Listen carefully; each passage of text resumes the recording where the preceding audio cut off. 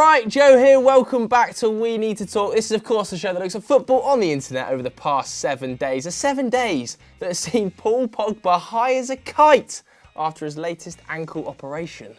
You know, I am now. I can drink my pee-pee. I swear. I'm like bumping up. Expressions oozing take to Sky Sports News. Our team right now is in disarray. We're like a Premier League pack of polos. Like, we've got nothing in the middle.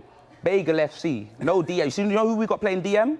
Alicia Keys, no one. You know them way there. That's who we've got playing DM. And Cristiano Ronaldo were an iPod shuffle in 2020. Anyway, this week we need to talk about Victor Sanchez del Amo. Right then, let me introduce you to big Victor Sanchez, aka the Joel Dommett of the footballing world and current Malaga manager at the time of recording anyway, because like me, you might not know an awful lot about him. Now, Victor Sanchez is a fairly big name over in Spain. He came through the ranks of Real Madrid before winning the Champions League with them. Yes, this actually happened. And La Liga with them before representing them a further 60 times. So, you know, a fairly decent calibre of footballer. He then moved on to Deportivo La Coruña, which is now a fairly small club, but back in the early 2000s was a fairly sizable team and did really well there. Also winning La Liga, the Copa del Rey and his second Super Cup before going on to represent the team over 200 times and eventually getting a job as assistant boss. In the management game though, he hasn't been quite as successful. Sacked by Deportivo after a 15th place finish, sacked by Olympiacos after losing in the Champions League to Hapoel Beersheva, I think they're called.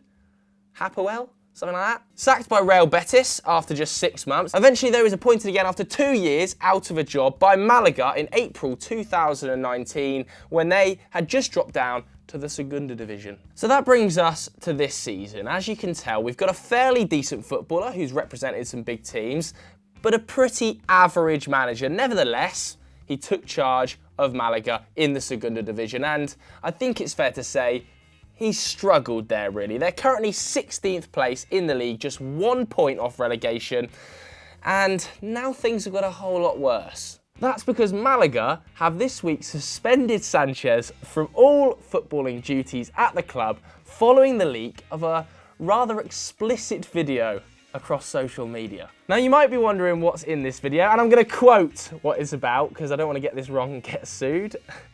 The video features Sanchez exposing his penis to a camera whilst wearing a Malaga training shirt. Okay, so legally, that's what happened. Now that video has caused the club to release the following statement. Based on the recently discovered events that have not yet been verified, Malaga CF immediately suspends coach Victor Sanchez from his duties until a full investigation is carried out. So there you can see Victor Sanchez suspended by the club after on a camera. However, following his suspension by the club, Victor Sanchez has hit back quickly, moving to respond and taking to Twitter to release his own statement, which reads, "I am being subjected to a crime against my privacy with harassment and extortion. The matter is in the hands of the police and I entrust myself to follow their instructions," before eventually going on to say that sharing the video is basically illegal. So Sanchez has now got the police involved, and the police are actually taking it pretty seriously. Malaga's anti-crime cyber unit are investigating it as a breach of Article 197. I have done my research here.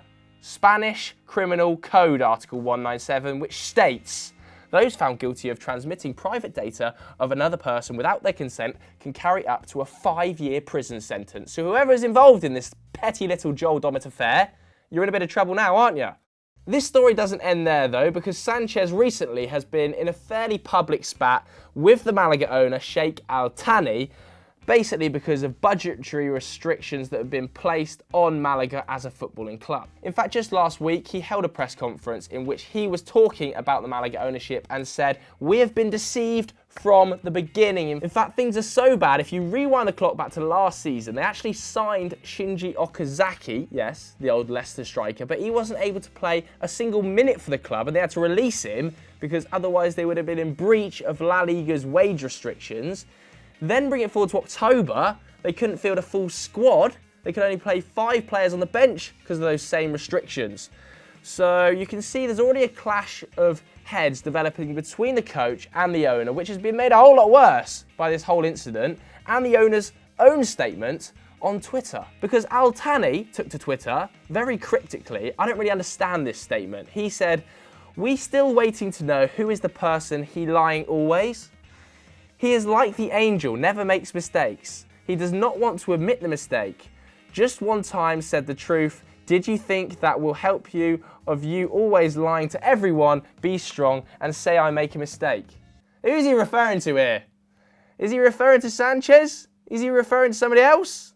I don't even know. If you can make better sense of Al Thani's statement, please let me know what he means in the comments below. I need some help. Just to wrap this whole story up, Luis Rubiales, who is the president of the Spanish FA, has also come out to deliver a statement on the whole incident. He said, "A great professional like Victor has all my support. Intimacy is an inviolable? Is that a word? It doesn't ring any bells. Using illicit means to break it is immoral and criminal, and that a third party takes advantage of it has no name." I presume my Google Translate has just that, and he's trying to be quite nice. But either way, Sanchez is currently suspended by Malaga for doing a Joel Dommett on camera in a Malaga training shirt. 2020, off to a bang. Moving on to the good, the bad and the ugly. The good this week is all about Roma's Missing Child campaign. You might remember they actually found a few missing kids off the back of signings they had made, and another one has now been found. This time it's a British lad who had been missing for quite some time, and he was found thanks to a campaign run off the back of the signing of Mert Setin, a Turkish defender. This is all good news. I think every football club, for every new announcement, should have to put a missing poster up because 12 kids have now been found. It's incredible. Moving on to the bad, and this one is about a transfer leak. And not any old transfer leak, this one has been leaked on Tinder. I never thought I'd see the day. It's not exactly a biggest name. It's a guy called Chino, 22-year-old, who put in his Tinder bio that he was a Dundalk FC player. And he hadn't previously been announced. A female obviously found him on the app and then revealed to the world that he'd signed for Dundalk. 2020 is just so weird. Blokes on webcams, managers.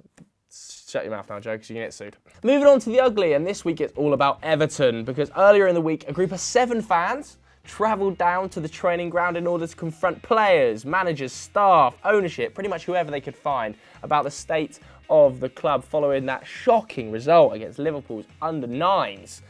And they actually got their way because they had a sit-down with Marcel Brands in which plenty of stuff was discussed, and they kind of voiced supporters' concerns. I don't know whether this is ugly or whether this is good or whether this is bad, really. But either way, a sit-down with the director of football at Everton because of a protest at the ground. It's probably good, isn't it? Why have I done it as ugly? Don't know. So that's it for this week's episode of We Need to Talk. If you want more serious football chat from across the continent that doesn't involve Malaga's manager, make sure you check out Continental Club on EFD. Thanks very much for watching. Catch you next time.